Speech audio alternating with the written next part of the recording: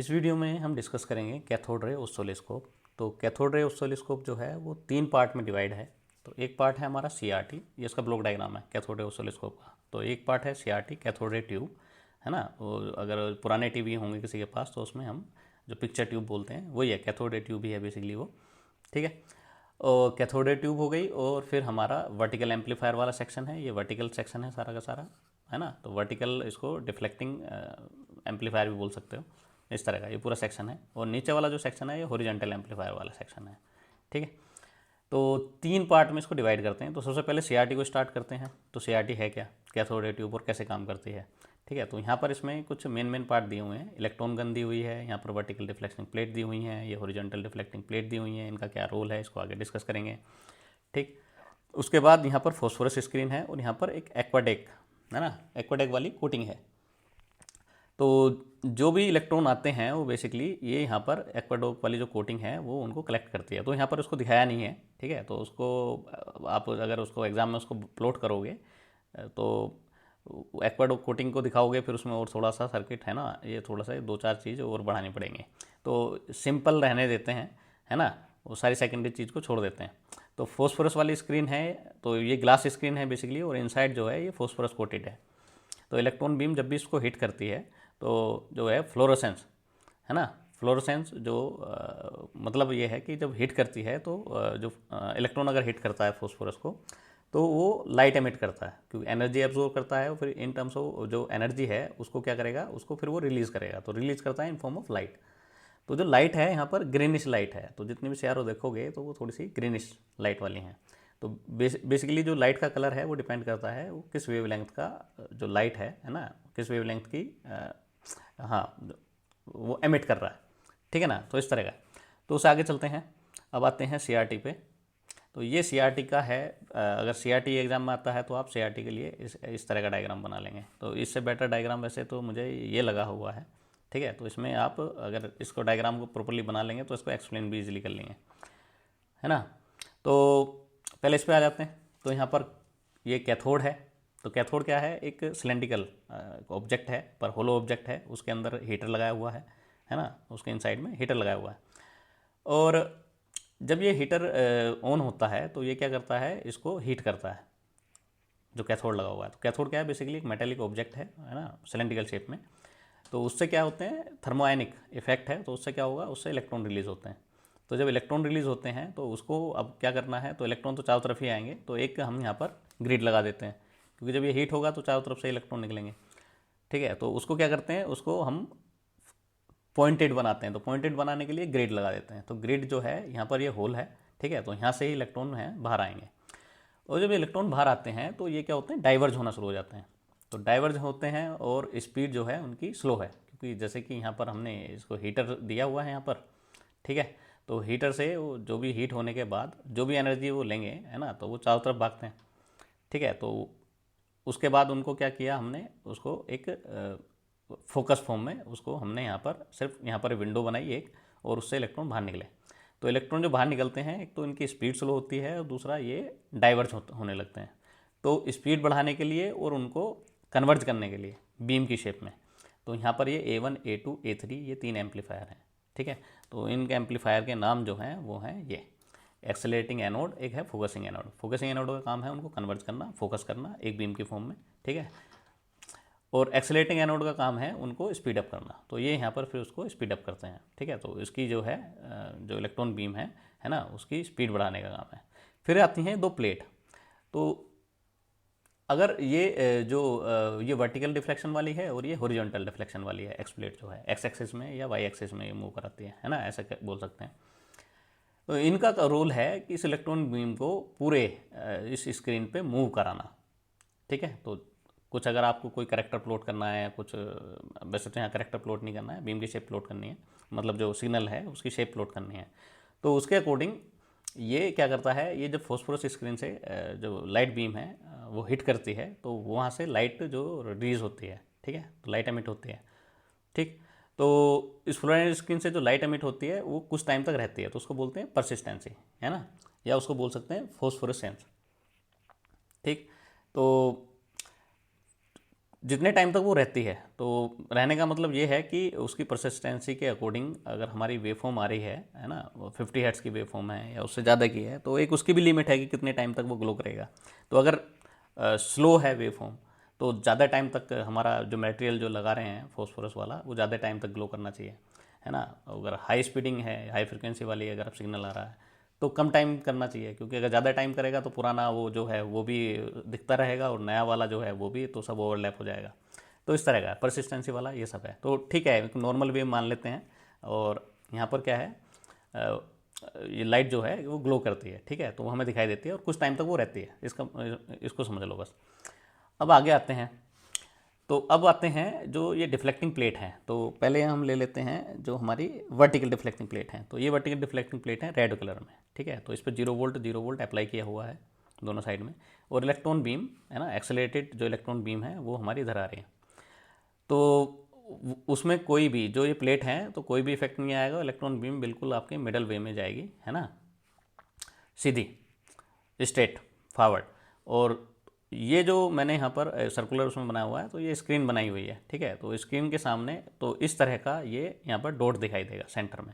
तो ये डॉट जो है सेंटर में आएगा, ठीक। तो किसी ने सीआरओ पे काम किया हो तो जब भी हम उसको ऑन करते हैं तो इस तरह का स्क्रीन पे यहाँ पर ये एक ब्राइट स्पॉट दिखाई देता है, ठीक है। पर जब वेवफॉर्म देते हैं उसके बाद फिर वो चेंज हो जाता है। तो ये वाला पहला वाला केस है कि जो हमारी वर्टिकल प्लेट है ना, और जो एम्पलीफायर है वो कोई सिग्नल जनरेट नहीं कर रहा है, सिग्नल जनरेट नहीं कर रहा, तो इलेक्ट्रॉन जो बीम है वो बिल्कुल सेंटर में, है ना, स्ट्राइक करेगी और वहाँ पर वो ग्लो करती रहेगी। तो इस तरह का बनता है। फिर उसके बाद हम उसको अप और या डाउन हमें मूव कराना है। तो अब मूव कराना है तो एक प्लेट पे पॉजिटिव दे देते हैं और दूसरी प्लेट को 0 वोल्ट ग्राउंड रख लें, ठीक है। तो इस तरह का है। तो जो पॉजिटिव देते हैं, जो कैथोड रे है, ये इलेक्ट्रॉन बीम है, इलेक्ट्रॉन बीम होती है नेगेटिव। तो नेगेटिव जो है वो पॉजिटिव की तरफ क्या होती है, अट्रैक्ट होती है, ठीक है जी।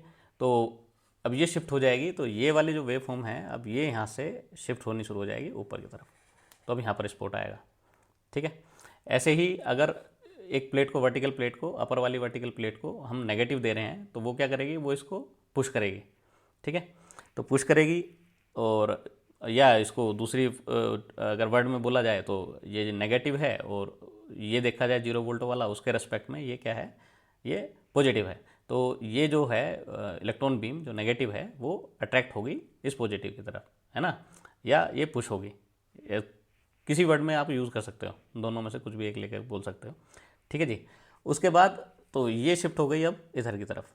तो अगर ऊपर वाला हमारा नेगेटिव प्लेट है, ठीक है, तो ये शिफ्ट हो जाएगी इधर की तरफ आएगी, ठीक है। तो अब स्पॉट बनेगा यहाँ पर, सही है। तो अगर ऊपर वाली पॉजिटिव प्लेट है तो ऊपर स्पॉट बनेगा, जितनी ज़्यादा पॉजिटिव दोगे उतना ही वो ऊपर जाएगी, ठीक है जी। इस तरह का। तो इस तरह के स्पॉट बन के आएंगे अगर सिर्फ हम एक स्पॉट की बात कर रहे हैं कि भाई हमने इनको दिया और कोई इनपुट पे सिग्नल नहीं दिया है, ठीक है। फिर बस हाँ, इनपुट पे सिग्नल दिया है, मतलब वर्टिकल एम्पलीफायर है तो वर्टिकल एम्पलीफायर डायरेक्टली इनपुट से कनेक्ट है, तो उस पर सिग्नल दिया है, कोई सपोज करो कोई डीसी वेवफॉर्म दी है, इस तरह का है, तो इस तरह का स्पॉट बनेगा, ठीक है।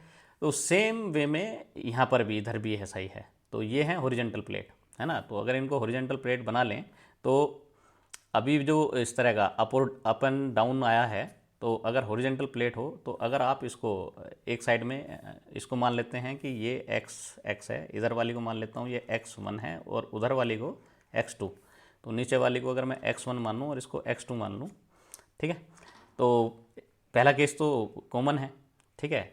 फिर अगर आप x2 पे आप दे रहे हो पॉजिटिव वोल्टेज, तो पॉजिटिव वोल्टेज देंगे तो जो इलेक्ट्रॉन बीम है वो शिफ्ट होगी उधर की तरफ, है ना। तो वो यहाँ से जाएगी यहाँ पर इधर की साइड में, ठीक है। और अगर आप इधर इसको नेगेटिव वाला दे रहे हो तो वो आएगी इधर साइड में, ठीक है। तो स्पॉट जो बनेंगे, तो जब ऊपर जाएगी, है ना, उधर साइड में जा रही है, तो स्पॉट जो है इधर से आएगा इधर, ठीक है। इसको हटा देते हैं, ठीक। और जब नीचे की साइड में आएगा, अगर इसको आप रिलेट करके देखो तो आएगा इधर साइड में, इस तरह का, ठीक है। तो इस तरह का, तो दोनों को अगर मिलाते हैं तो वो हमारा किस तरह काम करता है, अब उसको समझ लेते हैं यहाँ पर। अब यहाँ पर इन दोनों को मिला के समझा रहा हूँ। तो वर्टिकल वाली जो प्लेट है ये वाली, ठीक है, यहाँ डायग्राम थोड़ा सा चेंज हो गया। तो वर्टिकल वाली जो प्लेट है, इधर वर्टिकल वाला आगे आ गया है, हॉरिजॉन्टल वाला पीछे हो गया है, ठीक है। तो थोड़ा सा इसको एडजस्ट कर लो, समझ लो, वर्किंग समझ लो, बाकी उसमें कुछ है नहीं। तो अगर सिर्फ मैं वर्टिकल इनपुट पे दे रहा हूँ, यानी वर्टिकल प्लेट पे ये इनपुट दे रहा हूँ, तो एक बार ये पॉजिटिव होगा, एक बार नेगेटिव होगा, है ना। तो धीरे धीरे स्लोली ये पॉजिटिव होता जा रहा है, सही है। यहाँ पर मैक्सिमम है, फिर ये स्लोली जो पॉजिटिव है ये डिक्रीज़ होता जा रहा है, और फिर यहाँ 0 के बाद फिर नेगेटिव स्लोली इंक्रीज़ हो रहा है, यहाँ मैक्सिमम नेगेटिव है और फिर इस तरह जा रहा है, ठीक है जी।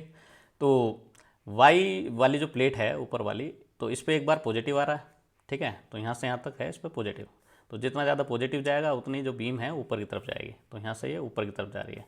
तो इस पॉइंट पे ये मान लेते हैं सेंटर पॉइंट है, तो इस पॉइंट पे यहाँ पर आई, ठीक है। तो वैसे तो सारे सिग्नल हैं, है ना, तो सब पे ये यहाँ पर स्पॉट बनाती जाएगी, ठीक है। ऐसे ही उससे आगे पीक पे यहाँ पर पहुँच गए, यहाँ पर आ गई, ठीक है। ऐसे ही इधर नीचे आए, फिर ग्राउंड पे, फिर वापस वहाँ से आ गए, यहाँ नीचे आ गई, और फिर नीचे गए नेगेटिव में, और फिर ये इधर आनी शुरू हो गई, ठीक है ना। तो इस तरह का है। तो जब आप साइनोसॉइडल वेव देते हो एक इनपुट पे, तो इस तरह का बन के आता है, ठीक है।